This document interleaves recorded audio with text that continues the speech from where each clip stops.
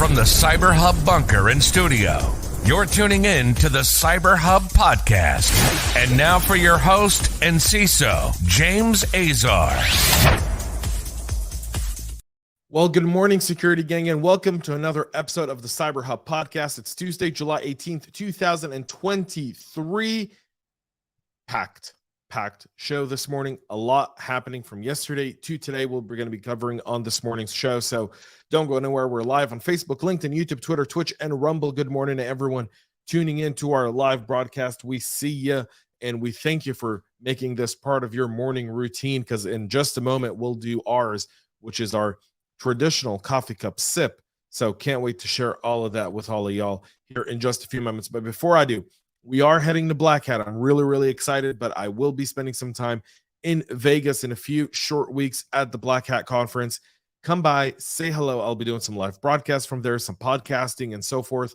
If you're interested in being part of the show, if you're a cybersecurity partner, would love to partner with you and see how we can help create content together. We are looking for a few sponsors.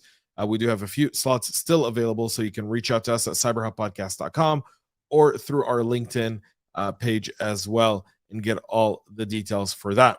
Now, without further ado, join me to kick off this morning's traditional cup of coffee with my double espresso coffee cup. Cheers, y'all.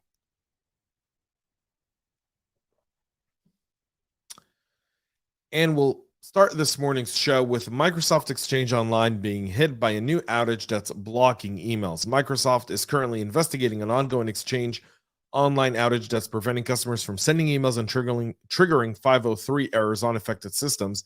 The impacted users are reporting having issues with emails sent from Microsoft 365 environments being returned with a 503 5.5.1 bad sequence of command errors. The investigation is ongoing. According to Microsoft, it's not affecting all regions apparently at the moment based on just some early reports. And Microsoft says the root cause of the issue has been addressed. This is literally just got updated a few hours ago. So this is still affecting some users, but they say that the root cause has been addressed. So it's just potentially a matter of some sort of reset here for Microsoft. The AWS Credential stealing campaign has now spread to Microsoft Azure and Google Cloud, according to Team TNT. The threat actor appears to be setting the stage for a broader cloud worm attacks, according to researchers. The sophisticated cloud credential stealing and crypto mining campaign that was targeting AWS environment for the last several months has now expanded to Azure and GCP.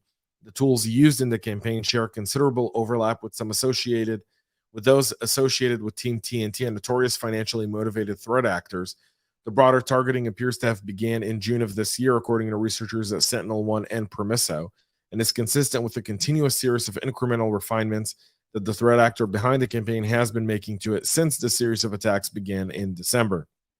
In separate reports highlighting their key takeaways, the firms noted that the attacks are targeting Azure and Google Cloud services involved in the same core attack scripts that the threat actor behind it was using on the AWS campaign.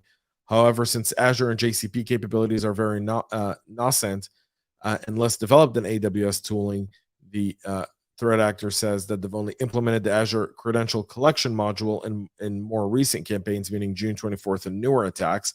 Development has been consistent and will likely see more tools emerge over the coming weeks with bespoke automation for these environments should the attacker find a valuable investment. They're also going after Docker instances. Were reported on that yesterday on the show as well.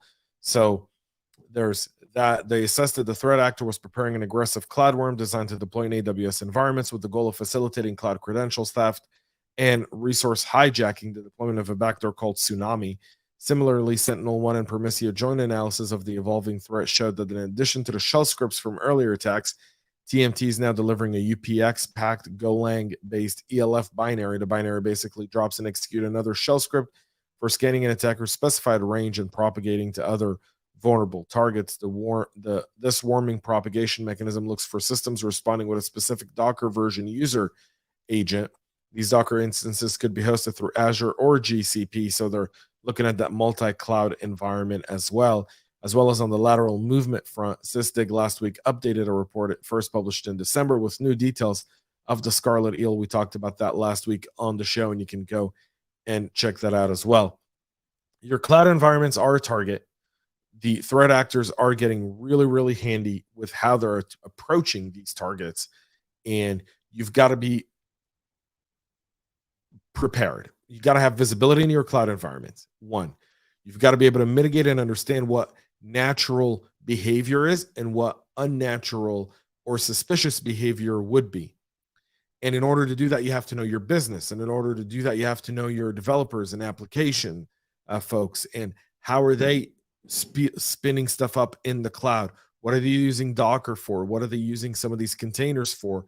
And what's the traditional kind of activity that you would see there? That's the only way. That's really one of the only ways for you to mitigate these threats here. And this one is significant. That's why I've spent a lot of time on it, is because they're not only going after resources, they're hijacking credentials. They're going to move laterally. So if you're not just on AWS, you're on AWS and Azure, they're going to move laterally between those. They're going to hijack the resources of both, either for crypto mining, for a potential ransomware, for potential data encryption, data wiping malware. That's really shortly on the horizon. Everything we see in the battlefield today, at some point or another, we will see in our environments. So just keep that in mind. Criminals are exploiting a critical WordPress WooCommerce Payments bug. Criminals are conducting widespread exploitation of a critical WooCommerce payment plugin to gain privilege of any user, including admins, on vulnerable WordPress installations. WooCommerce Payment is a really popular WordPress plugin that allows websites to accept credit and debit cards as payments in WooCommerce stores. On March 23rd, a developer released version 5.6.2 to fix the critical 9.8 rated vulnerability tracked as CVE 2023-28121. The flaw affects the WooCommerce Payment plugin version 4.8.0 and higher, and now has a new one. At this time, WooCommerce says that there's no known active exploitation, but some appear to have already been fallen victim for this specific bug. So you want to make sure to get that patched ASAP. Yesterday, we talked about Adobe ColdFusion. Some very funny comments after the show that I was reading of people saying, well, people are still using it. We've had a few users say, be surprised, but it's predominantly used still in government. So Adobe's informing customers about 3 critical ColdFusion vulnerabilities: CV 2023-29er2, 9er8, 29er300, and 38203 are all part of this. Rapid7 is now reporting that the patched vulnerabilities, actually there's an active exploit out there, and you should be patching these ASAP. So you want to make sure to get that done. There are some indicators of compromise and mitigation guidance for those that can't patch that are available, and all of these links are in the show notes. You can go and check them out there as well.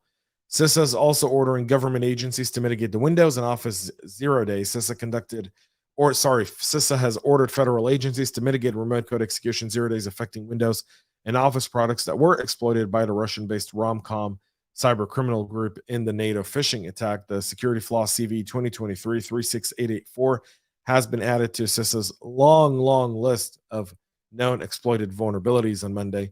Under the binding operational directive 22-01 issued in November of 2021, the FCEB are now required to secure Windows devices on their network against the exploitation. They've been given 3 weeks until August 8th to secure their systems by implementing mitigation measures shared by Microsoft nearly 1 week ago. So there's that. VirusTotal had a data leak that exposed some registered customer information. The security incident, which compromised a database of 5,600 names and a 313 kilobyte file, was first disclosed by Der Spiegel and Der Standard yesterday. VirusTotal, popular service and one that's really critical to many security researchers, analyzes suspicious files and URL to detect malware, and it's kind of like the central hub of all malware signatures. VirusTotal said they're aware of the unintentional distribution of a small segment of customer group admin emails and organization names by one of our employees on the VirusTotal platform. They've removed the list and have within an hour of it posting, and are looking at their internal processes to address that. So there's that on VirusTotal. The Biden administration and the White House have now started a new voluntary cybersecurity labeling scheme aimed at helping Americans purchase internet-connected devices such as smart TVs, appliances, and thermostats that are safer and less vulnerable to hacking. Consumers would see a shield logo says U.S. Cyber Trustmark program by the FCC. The agency plans to seek public feedback before launching the program in late 2024. If you're asking yourself, what you have to do have the U.S. Cyber Trustmark?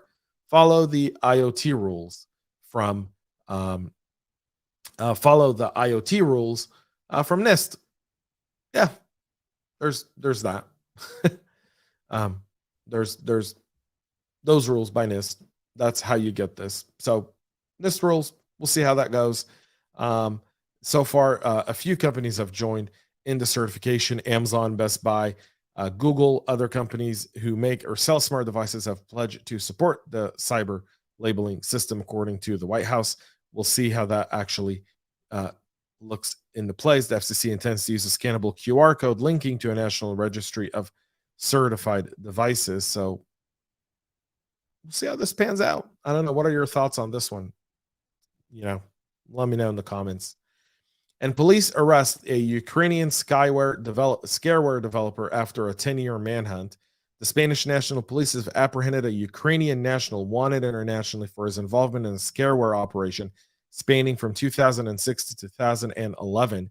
The extensive operation led to the infection of hundreds of thousands of computers with malicious software designed to display pop-up messages intended to mislead and the users into thinking their computers were infected with malware. The unsuspecting victims who wanted to get rid of the alleged malware were coerced into paying $129 for a fake security program. On Tuesday, June 11th, Spanish authorities arrested the suspect at the Barcelona El Prat airport upon his arrival after law enforcement agents found out about his planned flight to Barcelona. The operation had been carried out by investigators from the General Information Police Station in coordination with the Provisional Information Brigade of Tenerife and Barcelona, with the El Prat Airport Police Station at the international level. It has the support of the FBI and Interpol. The arrest was made possible thanks to the Interpol red notice issued by the U.S., underscoring the international collaboration there. So another one bites the dust, y'all. That's it for our show this morning. We'll be back tomorrow with a whole lot more. Thursday, I'm in our nation's capital with a special show. So can't wait to share all of that with y'all and what comes out of Thursdays. We'll be talking about on Monday, some of it, not all of it, because there's chat house rules for some of those discussions, but we'll brief you in on what I can responsibly, obviously. Make sure to subscribe. Make sure to follow us on your favorite podcast listening platform. Thank y'all for tuning in this morning. Again, 9 a.m. live, Monday through Thursday. We're here for all of y'all, giving you the latest of everything you need for practitioners to get the job done. So till then, have a great rest of your day, y'all, and stay cyber safe. We love feedback, so make sure to connect with us on social media and subscribe to our podcast on your favorite podcast listening platform.